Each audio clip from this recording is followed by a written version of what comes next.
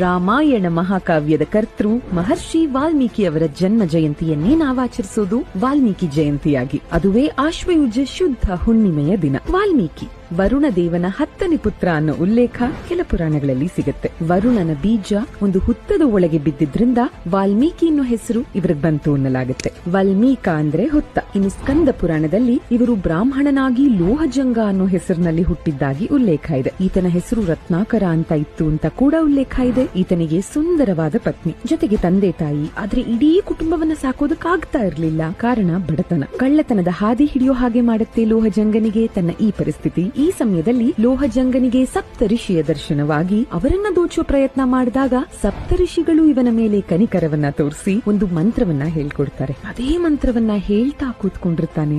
ಆದ್ರೆ ಅದೊಂದು ತಪಸ್ಸೇ ಆಗಿ ಹೋಗುತ್ತೆ. ಆ ಸಮಯದಲ್ಲಿ ಲೋಹಜಂಗನ ಮೇಲೆ ಒಂದು ಹುತ್ತವೇ ಬೆಳೆಯುತ್ತೆ. ಸಾಕಷ್ಟು ಸಮಯ ಕಳೆದು ಇದೇ ಹಾದಿಯಲ್ಲಿ ಸಪ್ತಋಷಿಗಳು ವಾಪಸ್ ಬರುವಾಗ ಒಂದು ದೊಡ್ಡ ಹುತ್ತ, ಅದರೊಳಗಿಂದ ಮಂತ್ರ ಪಠಣೆ ಕೇಳಿ ಬರೋದನ್ನ ಕಂಡು ವಾಲ್ಮೀಕ ಅಂದ್ರೆ ಹುತ್ತ, ಇದರೊಳಗೆ ತಪಸ್ಸು ಮಾಡಿ ಸಿದ್ಧಿಯನ್ನ ಪಡೆದಿರೋ ನೀನು ಇನ್ಮುಂದೆ ವಾಲ್ಮೀಕಿ ಅಂತ ಜಗತ್ಪ್ರಸಿದ್ಧಿಯಾಗು ಅಂತ ಹರಿಸ್ತಾರೆ. ಇಂಥ ಮಹರ್ಷಿ ವಾಲ್ಮೀಕಿ ರಾಮಾಯಣವನ್ನ ರಚಿಸಿದ್ದು ಮಾತ್ರವಲ್ಲದೆ ಅವರು ರಾಮಾಯಣದ ಪಾತ್ರಧಾರಿಯೂ ಹೌದು. ಮುಂದಿನ ವಿಡಿಯೋದಲ್ಲಿ